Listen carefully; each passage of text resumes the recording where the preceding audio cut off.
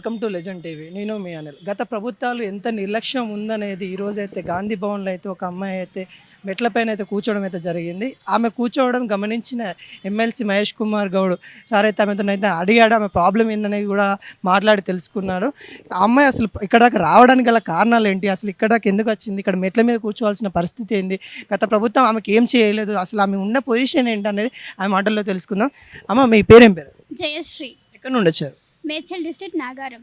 అసలు ఏంటి ఇక్కడ దాకా రావడానికి గల పరిస్థితి ఏంది? అసలు మీరు చూస్తే హ్యాండిక్యాప్డ్ లెక్క ఉన్నారు. ఏ విధంగా అసలు ఇక్కడ దాకా రావడానికి గల కారణాలు ఏంటి? కారణం ఏంటంటే నేను గత 3-4 ఇయర్స్ నుంచి ట్రై చేస్తూనే ఉన్నా పెన్షన్కి. 10 ఇయర్స్ నుంచి ట్రై చేస్తున్నా. బట్ ఏ సదరన్ లేదు, బ్యాంక్ అకౌంట్స్ లేవు, ఇవి లేవు, అవి లేవు అని అన్నారు.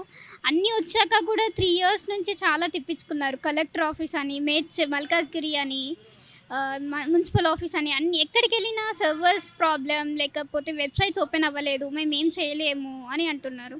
అసలు తిరిగి ఇంకెక్కడ పని అవ్వదు అని అనుకునే చల్లోగా నాకు గాంధీ భవన్ అనేది ఒకళ్ళు రిఫర్ చేస్తే నేను ఇక్కడికి వచ్చాను. ఇక్కడికి వస్తే సార్ వెంటనే రియాక్ట్ అయ్యి, మహేష్ గౌడ్ సార్ చాలా బాగా నాకు హెల్ప్ చేసి రియాక్ట్ అయ్యారు. నాకు ఒక 2 హామీస్ కూడా ఇచ్చారు.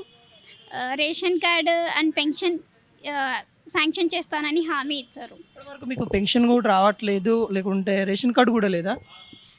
ఏమీ లేదు సార్. నాకు పేరెంట్స్ కూడా లేరు. నా గార్డెనర్స్ నన్ను కేరప్ చేస్తున్నారు. డిగ్రీ చదువుతున్నాను ఇప్పుడు దాని గురించి. ఇప్పుడు 10 ఇయర్స్ అవుతా ఉంది మన గవర్నమెంట్ మనకి తెలంగాణ మనం తెచ్చుకొని. అప్పటి నుండి మీకు ఇలా చేయలేదు. ఇప్పుడు ఎలా చెప్పవచ్చు అంటే గత గవర్నమెంట్ నిర్లక్ష్యం ఖచ్చితంగా కనిపిస్తూ ఉంది మనకి. ఇప్పుడు ఏ విధంగా చెప్పగలుగుతారు?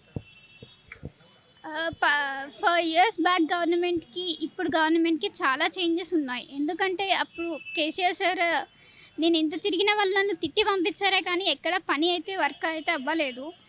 ఇన్ని ఏళ్ళు తిరిగి ఇంకా లాస్ట్ ఛాన్స్ నేను ట్రై చేశాను. రేవంత్ రెడ్డి సార్ వల్ల నాకు ఇక్కడ బాగానే వర్క్ జరుగుతుంది. Thank you so much for Revanth Reddy sir. ఇప్పుడు ఇది ప్రజాపాలన అని మనకి కాంగ్రెస్ గవర్నమెంట్ అయితే చెప్పడం అయితే జరుగుతూ ఉంది. నిజంగా ప్రజాపాలన అని చెప్పుకోవచ్చు సార్. ఎందుకంటే నేను వెళ్ళి స్వయంగా వాళ్ళని మాట్లాడాను. వాళ్ళ రియాక్షన్స్ బాగానే ఉన్నాయి సార్. గత గవర్నమెంట్కి ఈ గవర్నమెంట్కి తేడా అంటే ఏం చెప్పగలుగుతారు? అంటే అప్పుడు వెళ్ళినా ఎవరు పట్టించుకునే వాళ్ళు లేరు. ఇప్పుడు రేవంత్ రెడ్డి సార్ చాలా చేంజెస్ అనేవి తీసుకొస్తున్నారు ప్రజల్లోకి. గ్యారంటీస్ గురించి, వీటి గురించి అన్నీ చేస్తున్నారు.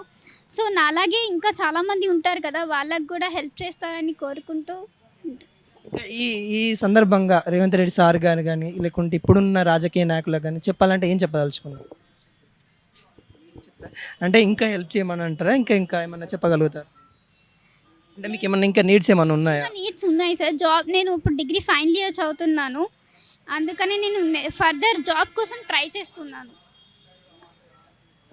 ఇది అండి ఈమె పరిస్థితి. అయితే మనకి ఎమ్మెల్సీ మహేష్ కుమార్ గౌడ్ సార్ అయితే తీరుస్తానని తనకి 2 హామీలు అయితే ఇవ్వడం అయితే జరిగింది. తనకి పింఛన్ ఏదైతే ఉందో అది రేషన్ కార్డు అనేది ఇప్పిస్తానని చెప్పారు. ఇది ఈరోజు అయితే మనకి గాంధీ భవన్లో అయితే కనిపించిన అరుదైన దృశ్యం.